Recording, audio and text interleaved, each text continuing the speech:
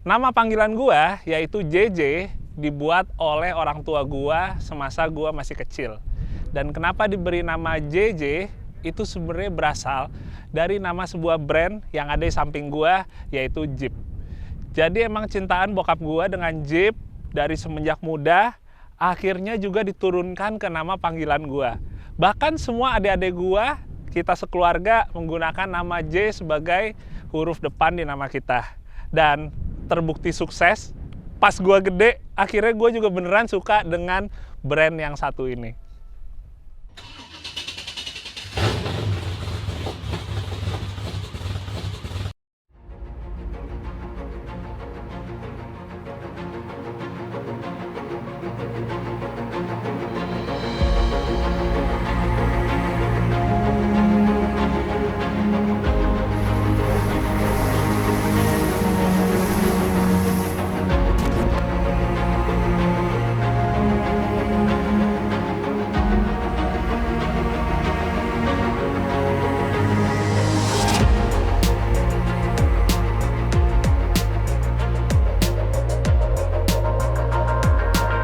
Jadi hari ini kita akan membahas sebuah Jeep Wrangler Rubicon yang generasi terakhir, di mana kita kenal dengan nama Jeep JL.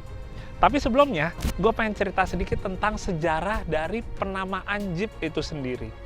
Jadi ada dua versi cerita teman-teman.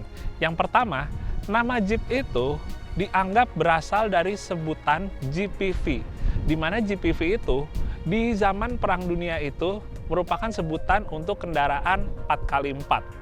Dan saat itu memang belum ada sebutan SUV. Dari GPV atau GPV itu, orang di luar sana, terutama di Amerika, akhirnya membuat sebuah singkatan dari GP menjadi Jeep, dan itu akhirnya menjadi sebuah merek yang kita kenal sampai saat ini. Itu mirip juga dengan sebutan HMMV, di mana itu akhirnya disebut sama orang dengan nama Humvee. Jadi dari singkatan akhirnya menjadi sebuah kata. Sementara untuk yang versi kedua, nama Jeep itu dianggap berasal dari sebuah karakter yang ada di kartun Popeye. Namanya Eugene the Jeep. Popeye, happy birthday. This is your birthday present. His name is Eugene the Jeep, and he has magical powers. Oh, magical powers? I don't believe it. Huh? Dia adalah karakter hewan dari luar angkasa sana yang sangat lincah, sangat gesit, dan bisa menyelesaikan berbagai macam masalah. Akhirnya itu dikaitkan dengan brand ini karena dianggap kurang lebih karakternya sama. Jadi yang pertama itu dari jenis kendaraan ini yaitu GPV, dan yang kedua berasal dari karakter komik. Nah, ada satu hal yang menarik teman-teman, yaitu tentang segmentasi atau market dari Jeep Wrangler. Jadi semenjak kemunculan yang Jeep JK dan juga yang Jeep JL sekarang ini, ternyata membuka market baru, yaitu orang-orang yang sebelumnya itu bukanlah seorang pecinta atau kolektor dari brand Jeep.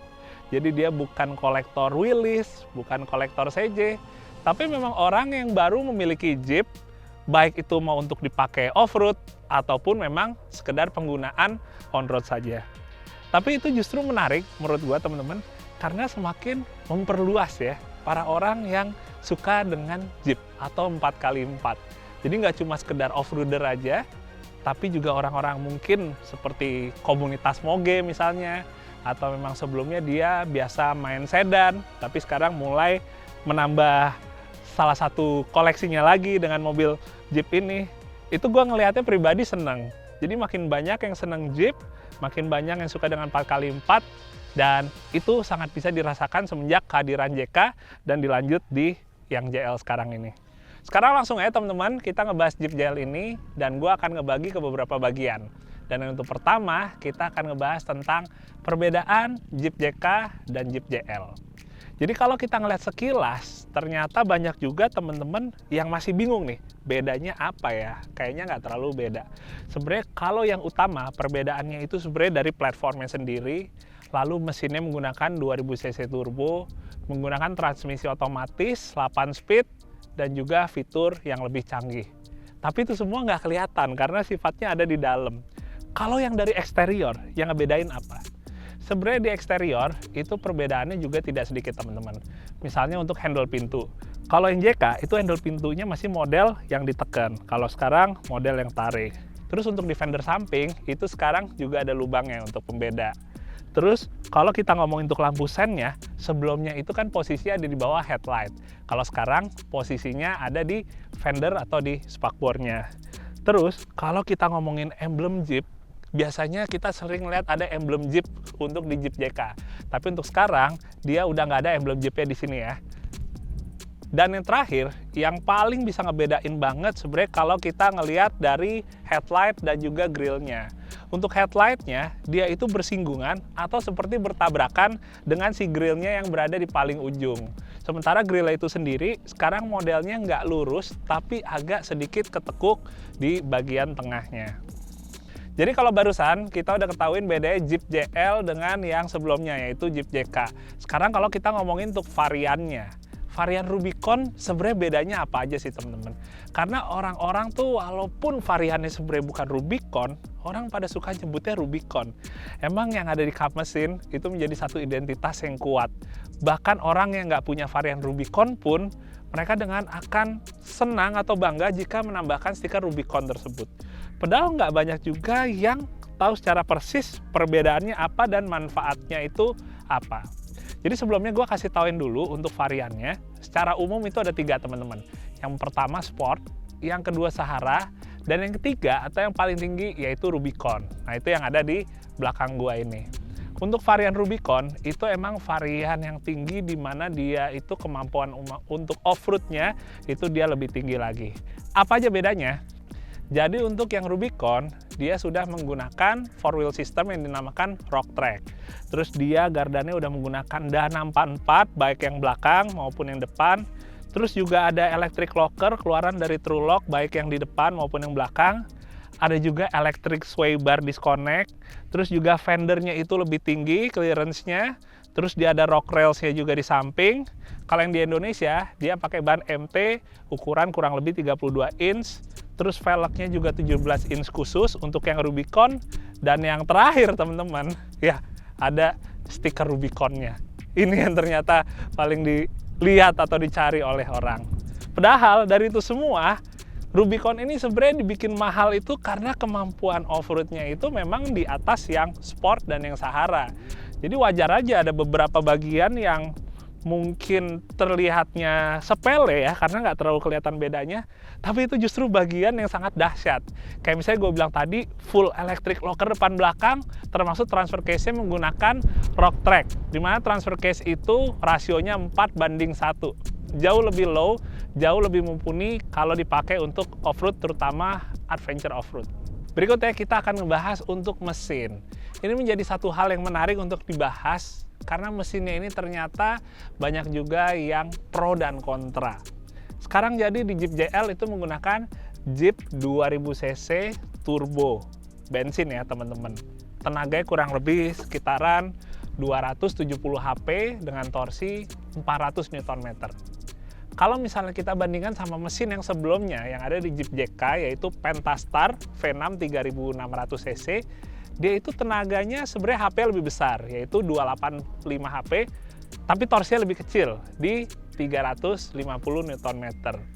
Sebenarnya teman-teman, kalau buat gua atau kebanyakan juga teman-teman yang emang udah senang Jeep dari dulu, kita emang sedikit menyayangkan karena sekarang jadi 4 silinder, dimana itu bukanlah sebuah Jeep.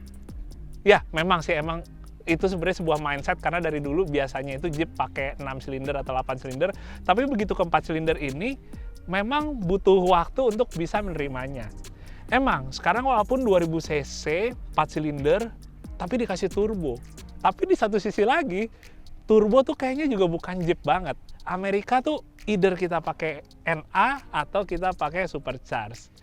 Jadi walaupun 2000cc 4 silinder tapi dipakai turbo, dan hasilnya torsinya itu bisa lebih besar daripada pakai Pentastar, tapi sebagian pencinta Jeep bukan mencari itu.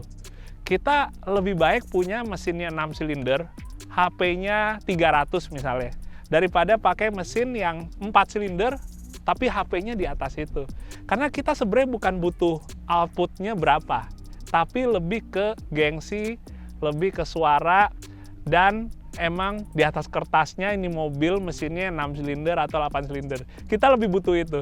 Jadi walaupun kita pakai V8, tapi outputnya nggak terlalu besar, ya kita sebagai pencinta Jeep kayak merasa nggak terlalu jadi masalah.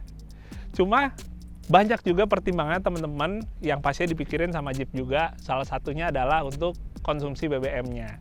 Sekarang yang 2000 cc ini diklaim memang lebih irit, dan benar lebih irit, kurang lebih kalau yang bisa gue ngerasain sekitaran 1,9, sementara kalau Pentastar itu kurang lebih BBM-nya di sekitar 1:7.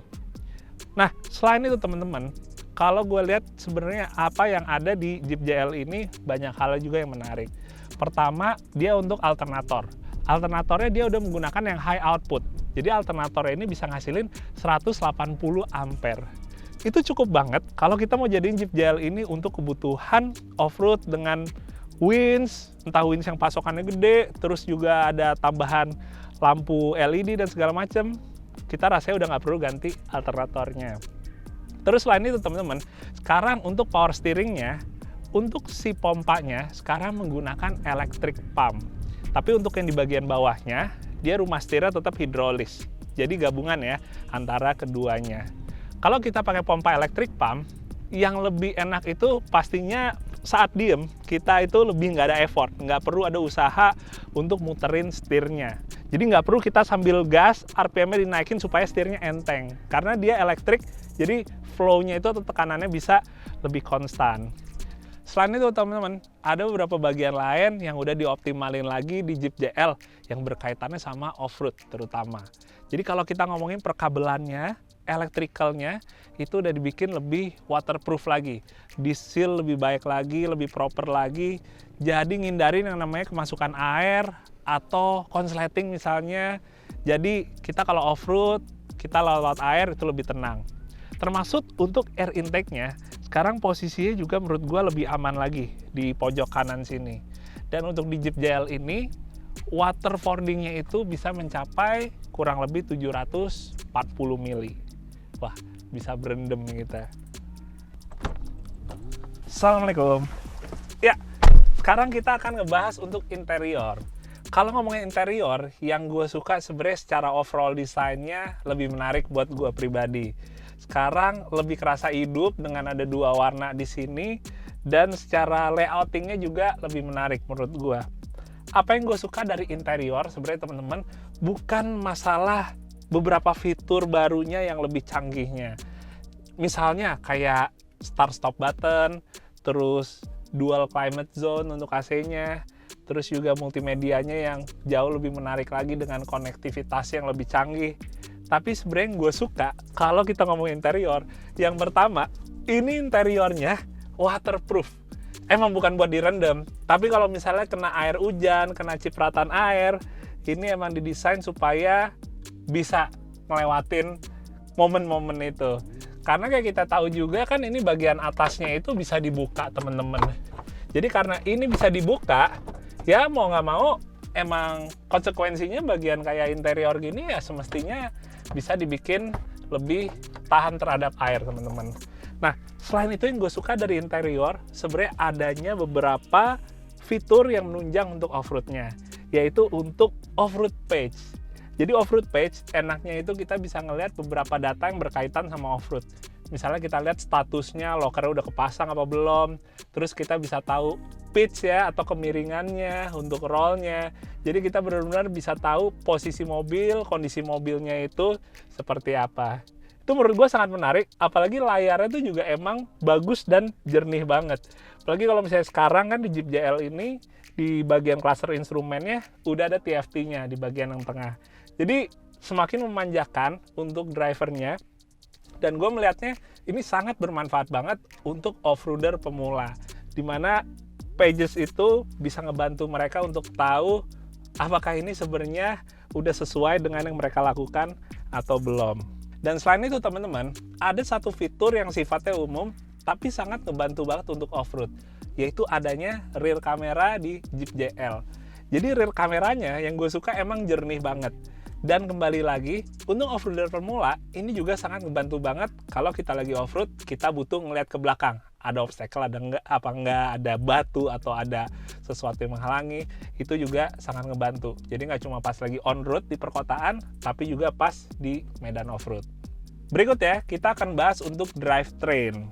Jadi yang pertama akan gue bahas dulu untuk gearboxnya. Kayak gue bilang, sekarang di JL itu menggunakan gearbox otomatis yang 8 speed.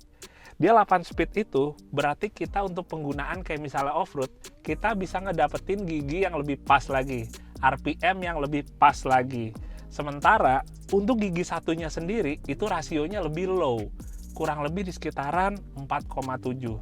Sementara kalau untuk di rasio gigi satunya Jeep JK itu hanya sekitar 3,5. Berikutnya buat transfer case-nya. Transfer case sekarang itu sama sebenarnya kayak yang di Jeep JK, menggunakan Rocktrack 4-wheel drive system. Jadi dia ada dua mode untuk 4H ya teman-teman. Ada yang full time, ada yang part time. Kalau di mobil lain kurang lebih mungkin kayak di Pajero Sport atau di Triton. Ada 4H yaitu untuk yang full time-nya, sementara ada 4HLC untuk yang part time-nya. Kalau di mobil Jeep JL ini, jadi ada 2H, ada 4H auto untuk yang full time, jadi bisa dipakai di aspal. Ada yang 4H part time, itu 4H hanya bisa dipakai di medan off-road. Dan yang terakhir ada 4L untuk penggunaan di medan off-road yang lebih berat. Kalau ngomongin untuk transfer case, sebenarnya ada sedikit yang suka menjadi keluhan semenjak adanya Jeep JK. Banyak yang suka ngeklaim untuk mindahinnya itu keras teman-teman. Sebenarnya kerasnya itu di sini masih normal menurut gua. Tapi yang penting kita tahu posisi gearnya ada di posisi yang tepat nih. Jangan sampai maticnya ada di posisi yang salah, terus kita pindahin transfer case, yang ada dia malah nggak gerak sama sekali. Penyakitnya yang ada si linkage-nya atau tuas pengaitnya itu, dia akhirnya jadi kecopot, akhirnya malah jadi nggak bisa dipindahin sama sekali.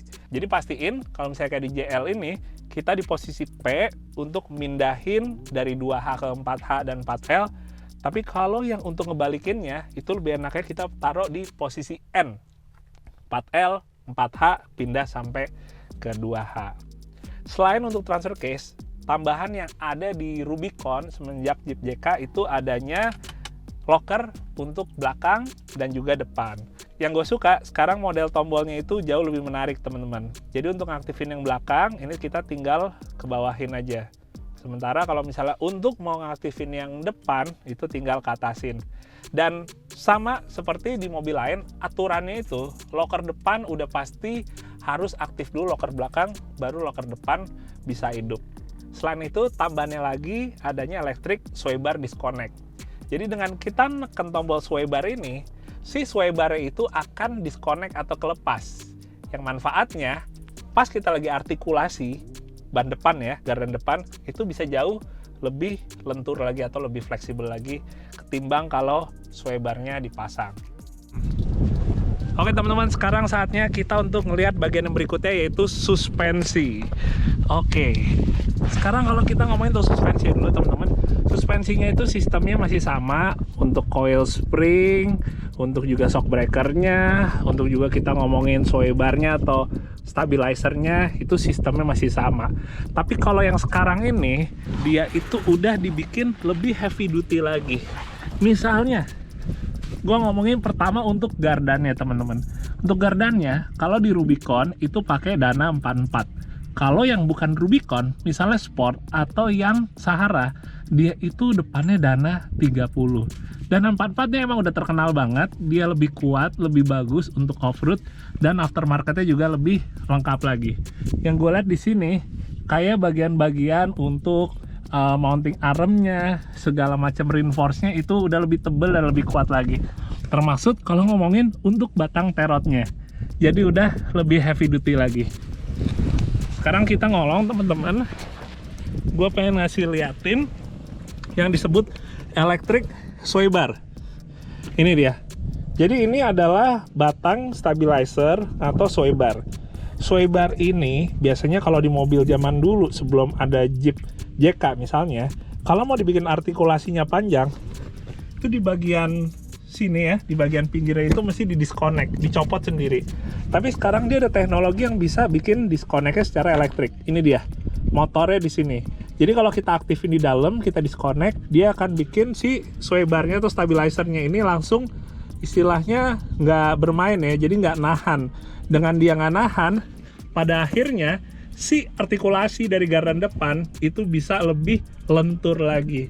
Jadi enak, kita itu nggak perlu yang namanya harus turun dari mobil untuk melepas sway bar. Ini dia. Biasanya kalau misalnya kita mau manual, ini dia sway barnya, ini kita copot nih bagian sini nih. Jadi begitu ini dilepas, baru bisa mainnya enak. Kalau udah mau balik ke jalan raya, udah selesai off-road, ini kita baut lagi, kita pasang lagi. Tapi kalau untuk di Rubicon itu nggak perlu lagi. Nah terus teman-teman, ini kayak gue bilang, di gardan depan dan gardan belakang itu dia ada electric lockernya ya. Jadi aktifinnya dari dalam, begitu butuh tinggal diaktifin. Dan untuk rasio gearnya, yang ada di gardan Dana 44 ini 4,10. Itu lebih low dibandingkan yang ada di tipe atau varian yang Sport dan juga Sahara. Sekarang kita lihat untuk bagian belakang teman-teman. Oke, gardan belakang ini juga sama, Dana 44 juga, dalamnya ada true lock juga atau electric lockernya.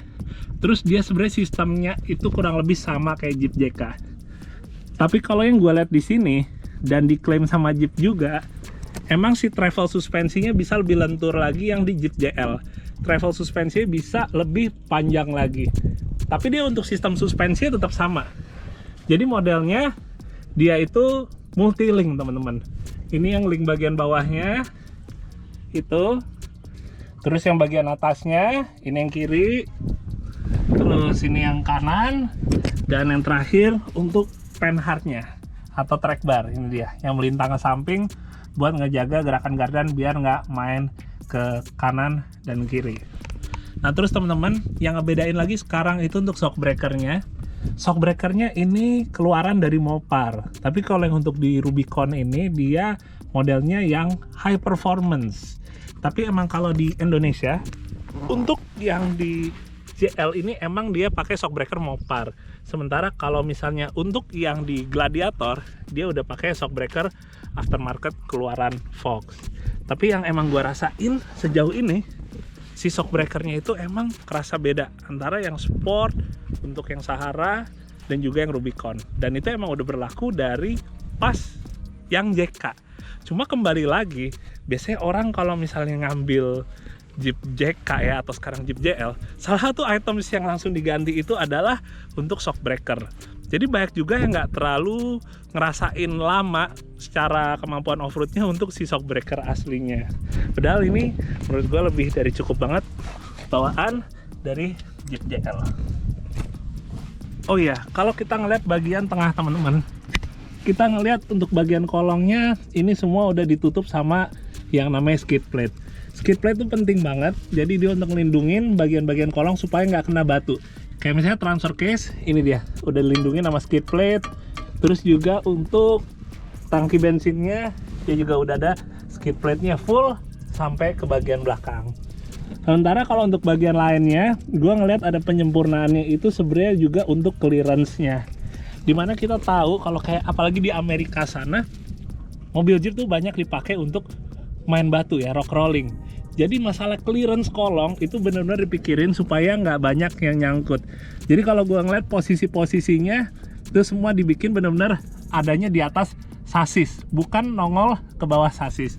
Karena kalau banyak yang nongol ke bawah sasis, itu yang bikin pas kita off-road banyak bagiannya yang nyangkut. Jadi untuk clearance-nya ini juga udah ada improvement. Dan emang bener ground clearance-nya sekarang dari yang Jeep JK ke Jeep JL itu mengalami peningkatan. Sedikit ngebahas untuk data kemampuan off-roadnya, crawling ratio pada Jeep JL juga mengalami peningkatan. Total rasionya berada di angka 77,2 untuk versi otomatis. Angka ini lebih low dibandingkan Jeep JK yang hanya berada di 58,8. Efeknya, daya rayap di Jeep JL menjadi lebih padat dan halus.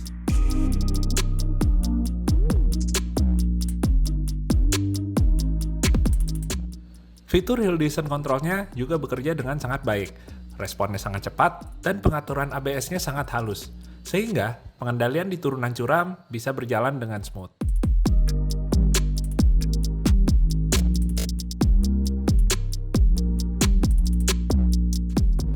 Untuk approach angle, pada Jeep JL 4 pintu berada di 43,9 derajat.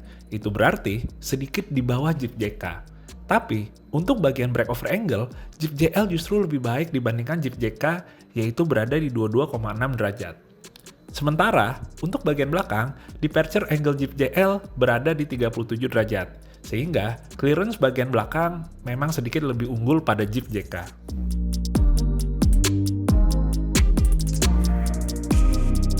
Dan untuk pengetesan sway bar, kita dapat melihat sway bar yang sudah dilepas membuat travel suspensi menjadi lebih lentur, sehingga traksi bisa terus didapat, serta pergerakan bodi mobil menjadi lebih smooth.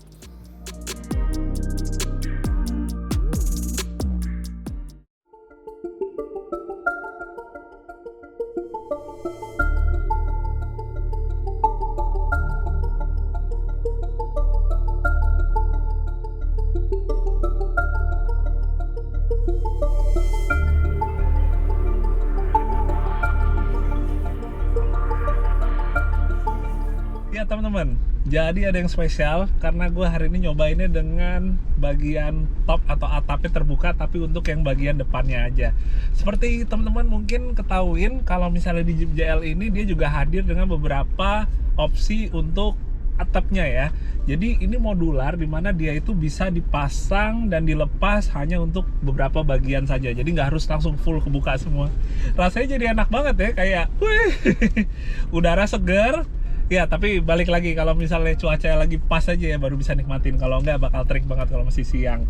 Dan sore ini gue pengen nyoba ini sebenarnya nggak terlalu berkepanjangan banget. Gue cuma pengen mastiin kalau misalnya emang Jeep JL itu sebenarnya yang gue rasain secara pertama seat positioningnya itu gue bisa bilang paling commanding di antara Jeep Wrangler yang lainnya. Kalau sebelumnya, Jeep JK itu modelnya kita kayak tenggelam ke bawah gitu, jadi nyetirnya agak sedikit kurang commanding, kurang kelihatan ke semua bagian. Tapi di Jeep JL ini yang gue suka, dia udah commanding, dia bisa ngelihat ke segala arahnya, itu lebih enak visibilitasnya. Mungkin juga salah satu faktornya juga gue lihat untuk kayak dashboardnya gini, sekarang dia yang udah lebih kayak turun gitu ya. Jadi nggak terlalu ngalangin ya untuk pandangan ke depannya. Jadi kalau kita off-road, ini juga lebih enak lagi karena lebih clear untuk ngelihat apa obstacle yang ada di bagian depan maupun di bagian sampingnya. Oke, sekarang gue pengen ngomongin untuk suspensinya teman-teman. Emang pasti ya kalau misalnya kita compare sama JK, kita ngomongin faktor mobil barunya dulu, pastinya emang JL lebih enak, lebih nyaman lagi. Nah teman-teman, kalau ngomongin untuk tenaganya, emang sebenarnya di mesin yang 2000 cc ini turbo, dia itu peaknya ada di RPM 3000. Emang dapetin ke RPM 3000 itu nggak gampang, apalagi kalau misalnya kita lagi off-road. Tapi kalau kita pakai low, dengan rasio gearnya yang termasuk low dibandingkan sama beberapa mobil 4x4 lainnya, jatuhnya untuk dapet 3000-nya itu nggak terlalu susah. Jadi kalau kita lagi main pakai 4L, kita ketemu peak power atau tenaga maksimalnya itu nggak terlalu effort atau nggak perlu terlalu ngoyo banget gitu.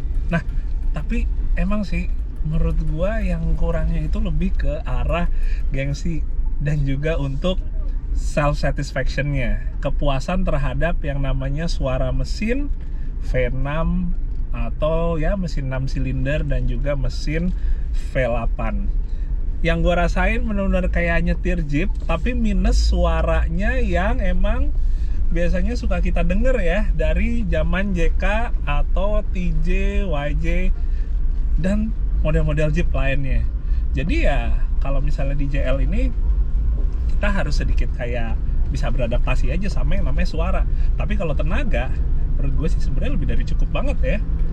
Kalau misalnya emang kita ngomongin torsinya 400 Nm itu udah lebih besar dari Pentastar. Tapi kalau ngomongin untuk HP-nya dengan tenaga yang beda 15 HP lebih kecil, tapi tetap overall gue ngeliatnya sih more than fine atau lebih dari cukup. Haha. Kita cobain lagi di sini ada kubangan. Oke, kita pol. Oke. Dan menurut gua ABS bekerjanya sangat proper di sini. Enak banget. Sekarang di depan gua pengen nyobain nih ada kubangan lumpur. tapi gue akan nyobain pakai 4L-nya, dan gue akan ngeliat crawling ratio-nya di bagian ini teman-teman. Tanpa gue gas kira-kira bisa keluar apa enggak. Oke, kita coba 4L tanpa digas, biarin crawling sendiri, ngerayap sendiri ya, kurang lebih dia masih tetap bisa maju. Tapi kita lihat nih, bagian yang keluarnya dia masih tetap bisa maju sendiri nggak? Oke, masih bisa maju sendiri. Crawling ratio-nya menurut gue sangat menarik sih. Maklum juga sih ya kalau di Amerika, soalnya kebanyakan orang tuh main Jeep tuh untuk di batu ya, untuk rock crawling. Jadi rock crawling itu termasuk adalah off-road yang membutuhkan crawling ratio itu paling besar angkanya atau paling low. Kita coba lagi di bagian depan, tapi yang sekarang gue akan coba untuk bikinnya lebih kencang lagi atau lebih di speed up lagi. Oke, kita coba ya. Oke, kita lanjut lagi.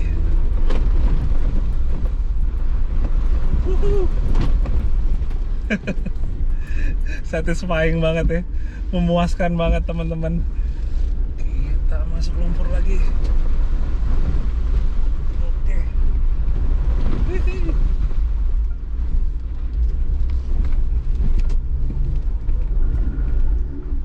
Oh ya teman-teman, kalau ngomongin steering, kayak gue bilang tadi, ini steeringnya itu kan sebenarnya gabungan antara hidrolik untuk rumah setirnya dan untuk pompanya dia pakai elektrik. Jadi kalau misalnya dalam keadaan yang nggak terlalu digas, dia hitungannya enteng banget ya.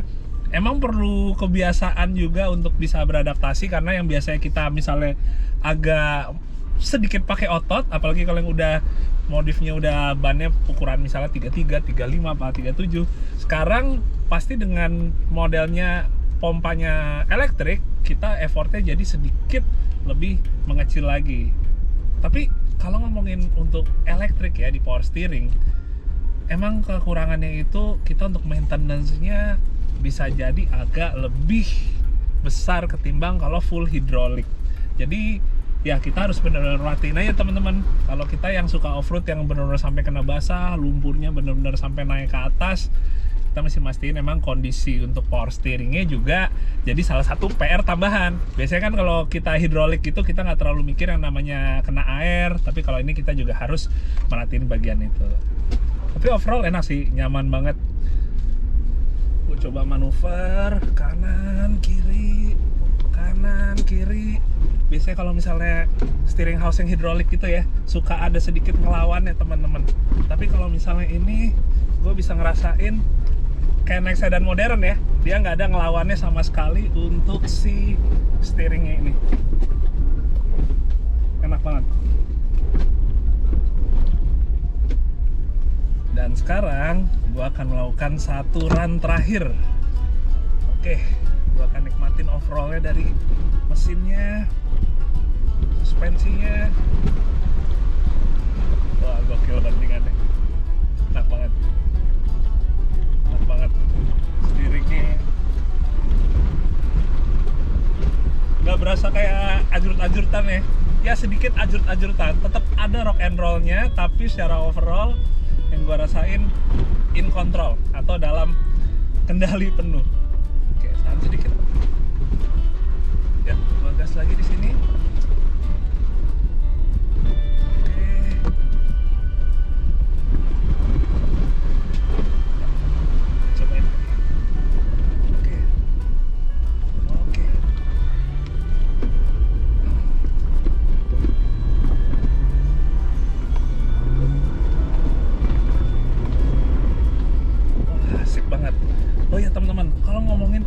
Posisinya dan overallnya, gue pada akhirnya akan bilang kalau misalnya sampai ke Jeep JL, tetap Jeepnya itu berasa.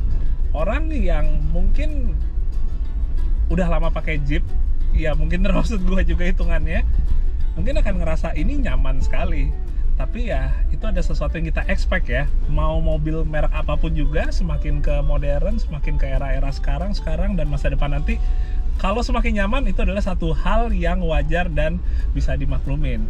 Yang menurut gue luar biasa adalah gimana tetap mempertahankan ciri khas sebuah mobil. Dalam hal ini mempertahankan ciri khas sebuah Jeep, yang mana bisa ngerasain dari misalnya karakter off-road dengan menggunakan leather frame, tetap menggunakan solid axle, sistem suspensinya multilink untuk depan dan belakang. Dan yang gua ngerasain selalu dari dulu yang namanya Jeep itu, kita pas lagi nyetir, mau lagi on-road atau off-road, kita berasa kayak cowboy. Jadi bukan bener-bener stabilnya yang dicari, tapi justru sensasi kita bisa kayak seorang cowboy yang lagi ngendaliin kuda atau banteng ya, yang lagi bergerak dengan secara liar. Itu yang gue lihat sebuah filosofi dari sebuah Jeep, dimana pencintanya itu bukan mencari sesuatu yang emang udah bener-bener stabil, bener-bener perfect, bener-bener nyaman, tapi mencari sesuatu yang bisa membuat dia terlihat seperti orang yang mampu untuk menaklukkan sesuatu yang liar. Dan secara overall gue juga tetap bilang sampai kapanpun juga yang namanya brand seperti misalnya Jeep itu adalah brand yang jangan coba di compare secara harganya dengan mobil lain yang harganya sama, atau 4x4 lain yang mungkin nggak terlalu se-culture dengan Jeep. Karena pada akhirnya ya mobil kayak JL gini mau dibikin segimanapun juga nyamannya, yang nantinya akan juga membeli tetap adalah orang yang emang melihat sebuah brand Jeep itu adalah sesuatu yang dia senangi atau membuat dia penasaran. Oke teman-teman, paling sekian dulu untuk sekarang. Gue udah selesai untuk nge-reviewnya. Semoga bisa bermanfaat juga buat temen-temen semua. Ini dia, gue berasa kayak lagi di mana ya? Kayak lagi Jurassic Park juga ya. Cuma Jurassic Park kayak YJ dulu, tapi kalau gue pakai JL di sini. Oke, semoga bisa bermanfaat untuk teman-teman semua. Gue doain kalian semua sehat sekeluarga, dan kita akan ketemu lagi di video The Car Vlog yang berikutnya. Oke, dadah, assalamualaikum.